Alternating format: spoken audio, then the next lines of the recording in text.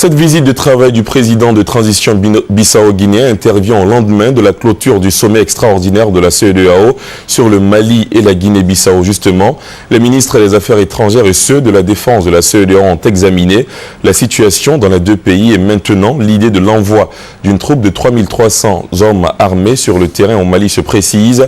Cela se fera avec l'accord total des autorités maliennes. Aucun calendrier précis n'a été décidé, mais les participants au sommet pensent aller très vite. Lassine Fofana. La CEDEAO a examiné la situation au Mali et veut aller rapidement à un seul résultat, reconquérir l'intégralité du territoire malien avec l'accord des Maliens eux-mêmes.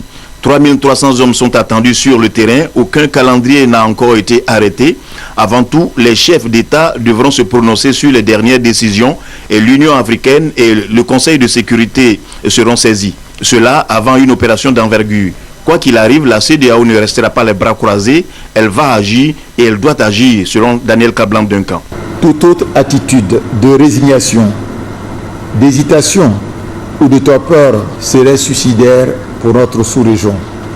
Les accords de défense et de non-agression qui de nos États membres, nous l'avons souligné, plantent le décor juridique et stratégique de nos problèmes, de nos prochaines initiatives en faveur de la restauration de l'intégrité territoriale du Nord Mali.